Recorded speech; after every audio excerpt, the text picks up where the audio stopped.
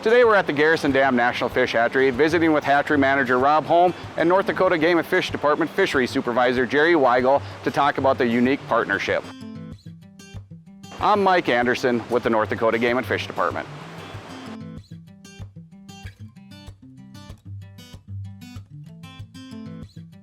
It literally goes back to the early 1960s when the hatchery was first built, and it seemed like staffing was somewhat limited, so I think there were some arrangements even back then to where the state said, hey, we'll take care of the fish spawning and egg collection, we'll take care of transporting the fish, and then the service said, we'll take care of the fish culture and rearing the fish on the hatchery.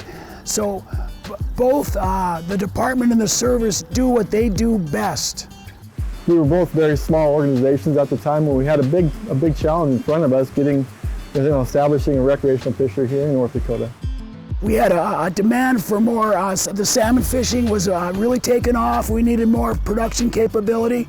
So the state invested $2 million and built the salmon and trout building on the grounds of the fish hatchery. And again, we pay the service to operate that.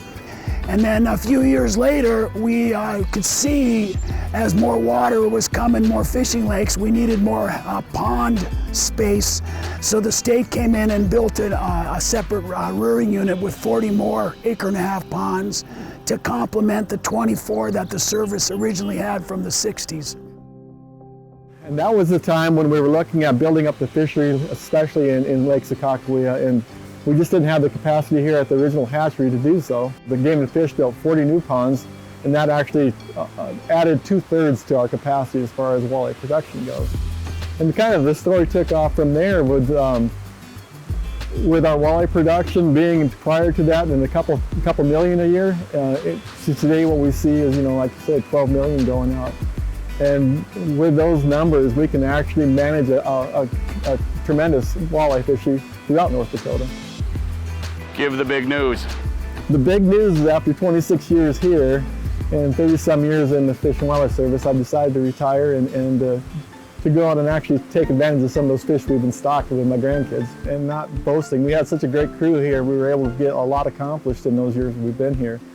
The rec fishing part is a huge part of what we do, but we also have, from our federal side, we are invested in restoration and recovery efforts. And so I remember the first year I got here, we had a single tank in the trout barn. It was called at the time, it was a storage facility for us.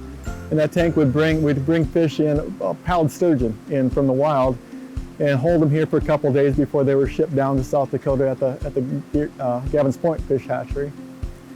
And that was a program that needed a boost, right? We had around 200, 250 wild adults left before that population was extinct in North Dakota. And so getting that one going and really, taking that building from a storage shed and putting it into a production building where like 80% of the pallid sturgeon that were stocked out nationwide came out of it. It's pretty remarkable.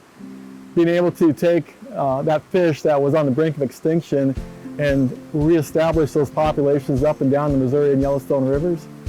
I mean, those fish will be here when my grandchildren have kids, right? They're going to be here long after I'm gone. And so I think that's kind of a big thing, I didn't want to see that fish go out extinct on my watch, and it won't be. Typically you have your federal hatcheries and you have your state hatcheries, and they really don't mix, they each have a different purpose. But it shouldn't be that way. I mean, there's so much opportunity that we have to work together, and when you look at it, the public doesn't see us as a different agency.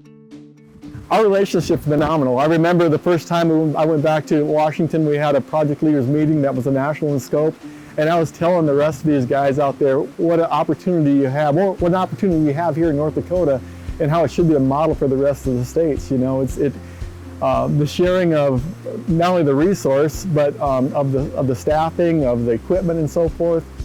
It's unique, not only the fact that we work together, but it's unique in that over the years, the department has came in and actually built additional ponds, We built an additional trout and salmon rearing building, and we just provide operating funds to the service to operate that for the state, which again increases our partnership to where we have to work together because they're taking care of our facilities for us.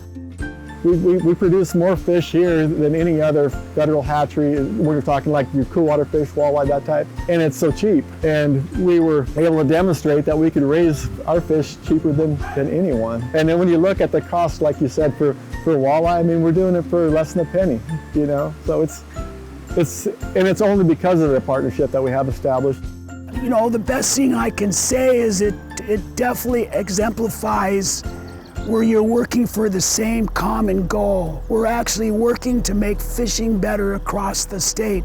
And it's regardless of what uniform or patches on our sleeve, is they want to produce great healthy fish, lots of them, and the state wants to make sure we're getting them to the lakes and providing the proper management that makes for the best fishing we can possibly provide. What directs where we're going with our programs, a lot of it is angler use. So in North Dakota, walleye's king.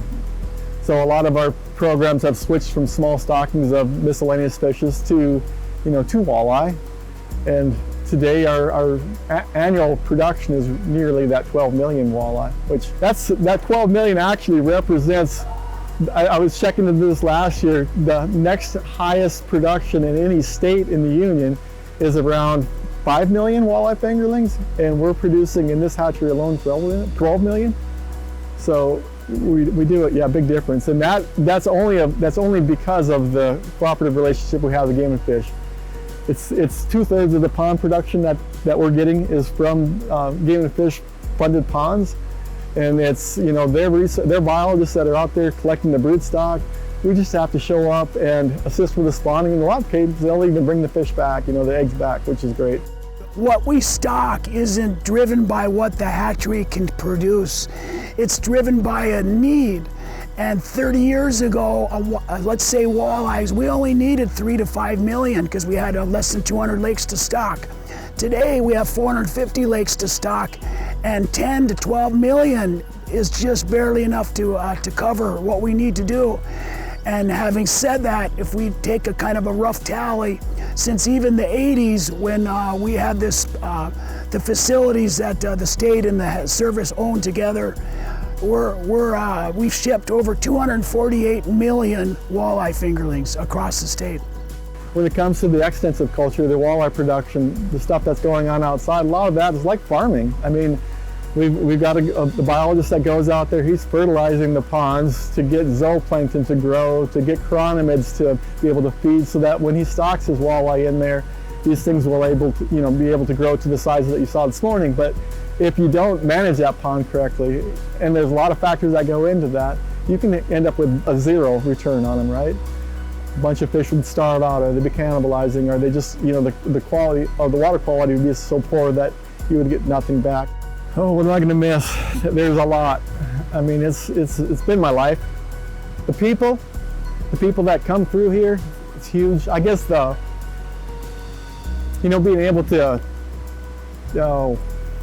impact the fisheries in North Dakota and beyond. It's not just in North Dakota that we're doing things for.